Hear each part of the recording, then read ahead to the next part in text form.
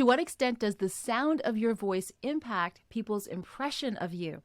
Maybe you've noticed that you tend to hesitate when it comes to projecting your voice in certain circumstances or in certain environments, or maybe you dislike the way your voice sounds when you speak or when you sing.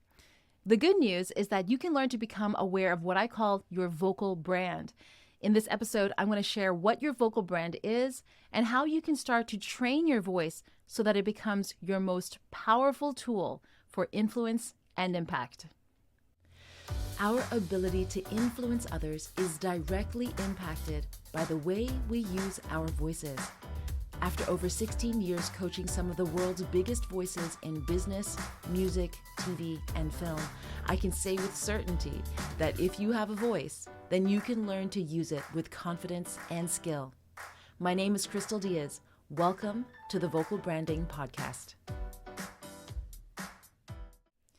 I think it's safe to say that most of us want to be perceived a certain way, whether consciously or not. I mean, sure, there are some of us who might say, I don't care what anybody says. I don't care what anybody thinks about me, but that's not what this is about. Wanting to be perceived a particular way is not about shaping ourselves to other people's beliefs or expectations. It's really about cultivating our own sense of self, our own confidence, our identity, our authenticity, and really showing up in a way that reflects who we are, our values, our aspirations, our individuality. It's really about aligning the external image that we all have with the internal self-concept. At the same time, I think that if there's something that you really want to achieve in life or a dream you want to pursue, then being seen favorably by the people you want to influence or have an impact on is going to be helpful to you, right? That's important. But what role does the sound of your voice play in all of this? What role does it play in how we are perceived? And I'm specifically talking about the way the voice sounds. So it's not about what you say, it's how you say it. I think that this topic also that we're talking about here is related to your personal brand, which is a term I'm sure all of us are familiar with. Your personal brand is the unique combination of skills, values, experiences, and characteristics that basically make up who you are. And your personal brand can really directly impact the way people perceive you. It can include things like what you're known for, your reputation, what you do, what you stand for, your image. And really, whether we like it or not, people are going to form an opinion of you. And here's where personal branding can be incredibly powerful, because if we can be more intentional about how we come across, then we can really influence people's opinions of us and impact the decisions and the actions that they take.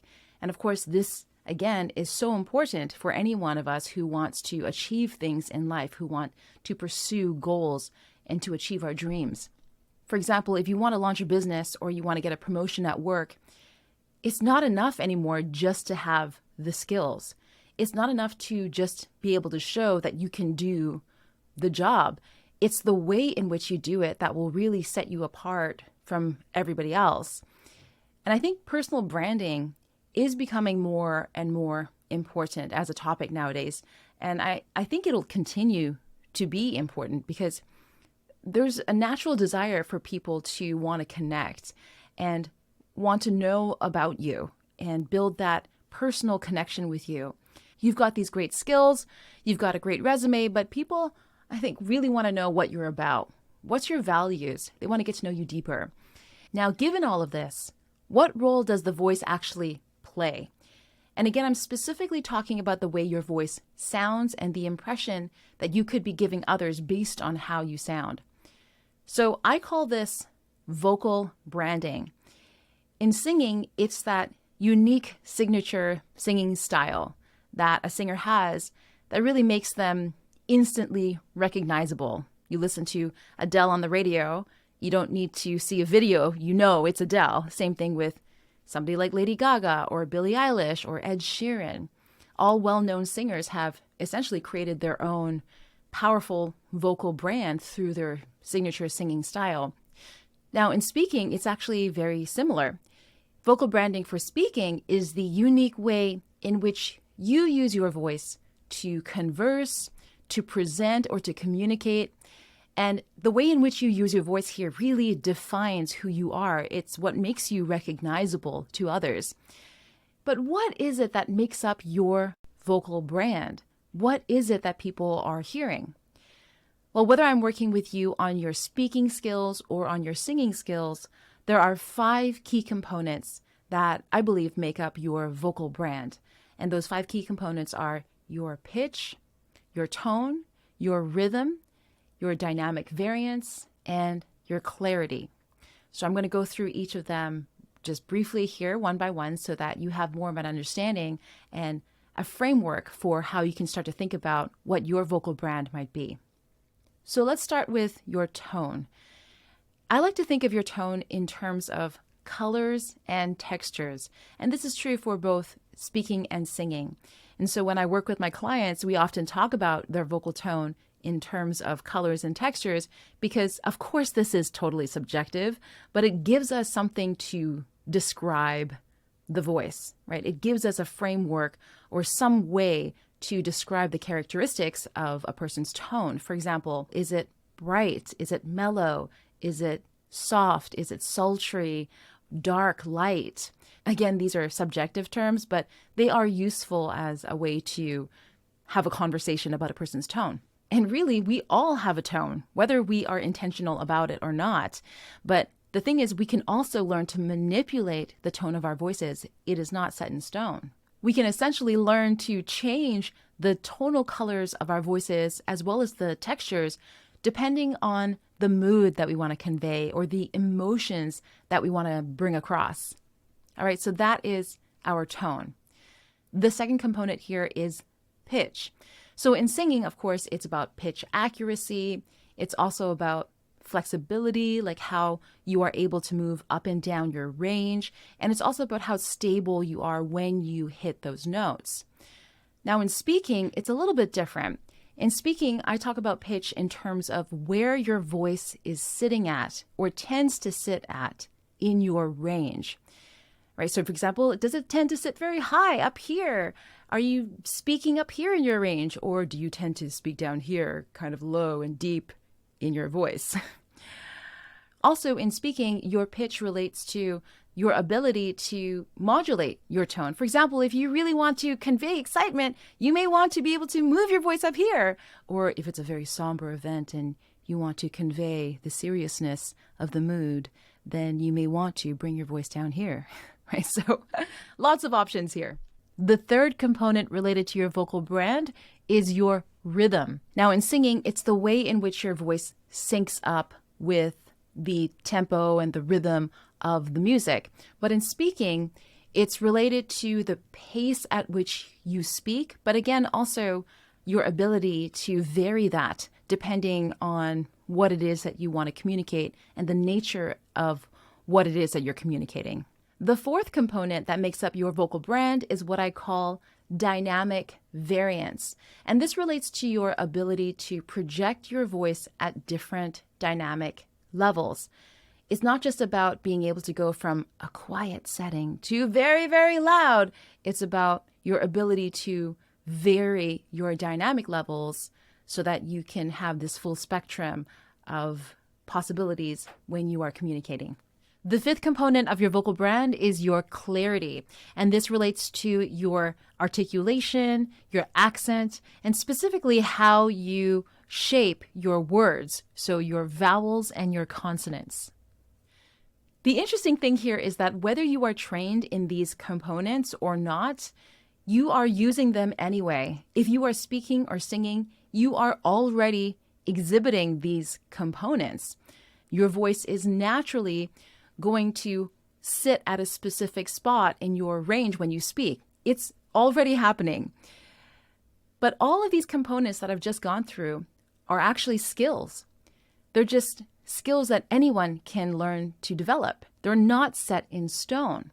So just imagine how much more powerful, impactful, and influential you can be if you can train yourself to speak with different tonal qualities or sounds, or you can modulate your pitch to speak in a way that's appropriate to the situation or the topic that you want to communicate, or the emotional expression that you want to have, or you can use your voice to dynamically highlight key points in your message in a way that really engages your listeners and really makes sure that they are receiving the message that you want to convey. There's also something that I think that is important to address at this point, and that's related to authenticity, because I think there's a way to learn how to utilize these skills authentically, but also there's a way to use them inauthentically. Because really the voice is just a tool. You can learn to use it however you want, but I think people don't realize that they actually have a lot of control over the way in which they use their voices. So when I work with my vocal students on their singing, for example, my goal is to really help them see what their voices can do. My goal is to teach them the skills and the techniques so that they can sing whatever song that they want and sing it in the way that they want to. But ultimately, what they do on stage or in a recording studio is entirely up to them. I'm not here to tell them how I think they should sound or how I think their voices should be. I'm here just to show them, hey, look, this is what is possible. Let's unlock the full potential of your voice so that now you have more options. You've got more colors in your palette. You have more tools in your tool belt. And the process is the same for when I'm working with somebody on their speaking skills. But here's what I really love about voice coaching and working with people through the lens of their vocal brand. You see, I always tell people that we have two voices. We've got the outer voice that people hear. Okay, so it's the sound that's coming out of you, but also the meaning people are making based on what they are hearing from you. Right? So that's the outer voice. By becoming more proficient at your vocal technique and really learning how to use your voice like an instrument, you actually have far greater direct control over the impression that the sound of your voice has on other people. But we've also got the inner voice. All right, so that's our inner critic. That's related to our beliefs, whether they are empowering beliefs or limiting beliefs. It is related to the values that you have, the stories you tell yourself about who you are and what you believe you're capable of doing. It's related to your fears, your insecurities, your deep-rooted desires. Your inner voice will always dictate how your outer voice comes across. So the inner voice is all of that stuff that goes on internally, and all of that stuff inevitably impacts the way that your outer voice comes out. And it's through this internal work that you can learn to shift deep-rooted habits and patterns of behaviors that are actually impacting your outer voice. For example, you can learn to resolve negative experiences that you've repressed from your past because it's no longer being stuck within you. You are learning to express them and getting them out of you. You are learning to bring them out into the surface and looking at the thoughts and the things that you've been saying to yourself and questioning them. Am I really saying these things? Is this really what I believe? Is this helpful to me? These conversations that you end up having when you do this internal work is incredibly powerful, and they directly impact the confidence that you have when it comes to your outer voice. I think this deeper internal work is really where true authenticity comes from. I think you can do all of the outer work, you can learn all the techniques, but if you don't commit to doing that internal work, you are running the risk of coming across as inauthentic. And people can always tell. You probably have had this experience yourself when you've watched somebody speak, or even if you've had a conversation with somebody. What they're saying is great, but there's something there. There's something that maybe you can't point a finger at, you can't really articulate, but there's something there. Maybe it's a slight hitch of the breath, or maybe it's a slight hesitation, or something in the way that they are speaking. Your vocal brand is not just about using the techniques to sound good and to speak confidently. It's about doing that internal work as well so that you can craft a vocal brand that is authentic and really aligns with who you truly are.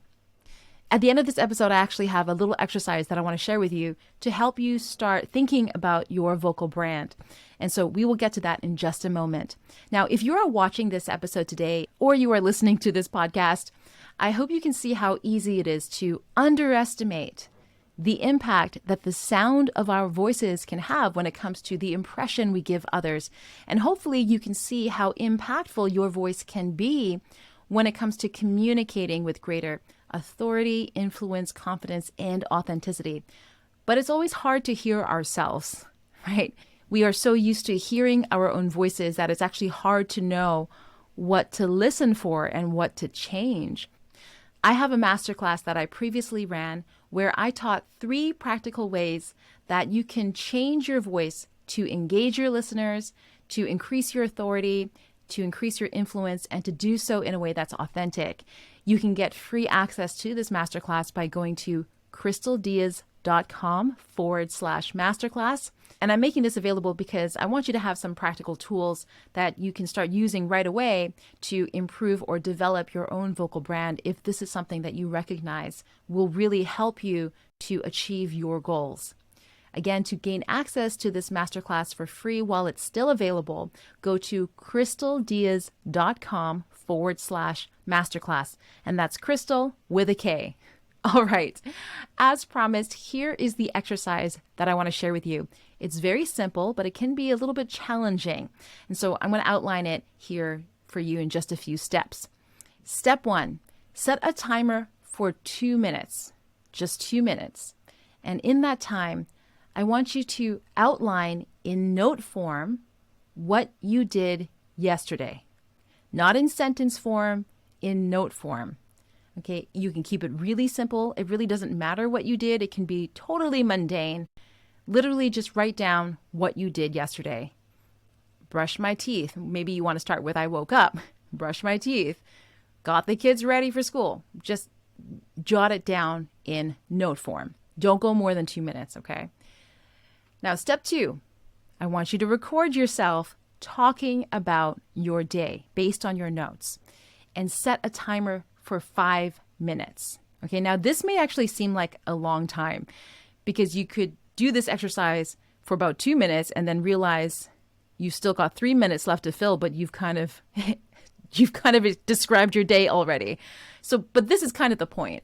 It's good to get yourself, slightly uncomfortable so that you can see what comes out of you. You can see how you naturally behave. And don't worry, you're not going to have to share this with anybody. You can just delete this later on if you want to. But this exercise is going to be really valuable for you, not just as a review or reflection, but also as you are doing it to notice the habits that come up or to notice any discomfort levels that come up when you realize you have to talk for another 3 more minutes and you've got nothing else planned to say.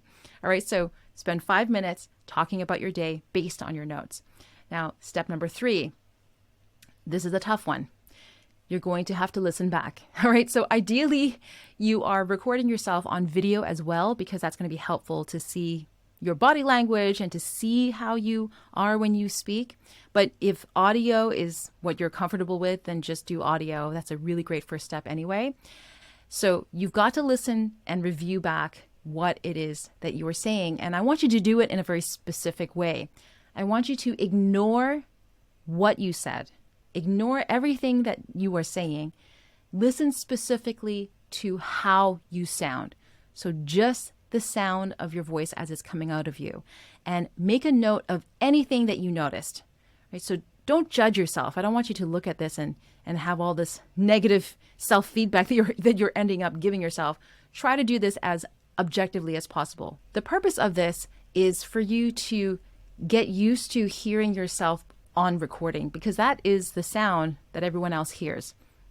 Now, I get it that this can be quite confronting of an exercise. It can be very uncomfortable, but getting uncomfortable is the first step to learning anything new.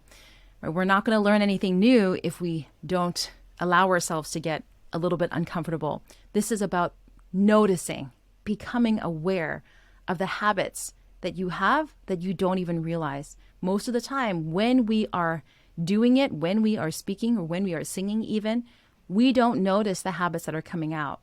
And so then we might feel like our voices are limited. But if we just spend a little time getting used to hearing ourselves and practicing objectively noting down what it is that we hear without retaining any negative judgment about it, just noticing, what we're doing is we're training our ear to start paying better attention to the way we are using our voices as an instrument. You can self-review through the categories of those 5 components that I talked about earlier. So it's your pitch, your tone, your dynamic variance, your rhythm, and your clarity. So you can look at your pitch and ask yourself, oh, where is my voice sitting at? Is it high? Is it low? In terms of your tone, you can look at, oh, what colors am I noticing? What are the textures that I'm hearing? In terms of your rhythm, you might ask yourself, am I really fast here? Am I very slow? This can be surprising for a lot of people. A lot of people who I've worked with will do this exercise and listen back and say, I didn't realize I spoke so slowly. I had no idea. Or I didn't realize that I speak so fast when I am talking with people. So these elements here are going to help you to at least have a framework when you are analyzing or when you are watching your own playback. Now you've got a blueprint. You've got a blueprint for your vocal brand, and you can start asking yourself, well, what would I like to shift? And what would happen if I explored speaking at a different pitch or a different spot in my register? How would that feel? How might that come across? You can actually start to play around with these different components and see what you come up with. So give that exercise a try. I hope you have fun with it too. I hope you found this episode helpful. And if you did, be sure to subscribe, hit like for more insights and strategies to help you find your authentic voice so that you can share your unique gifts with the world. Until next time.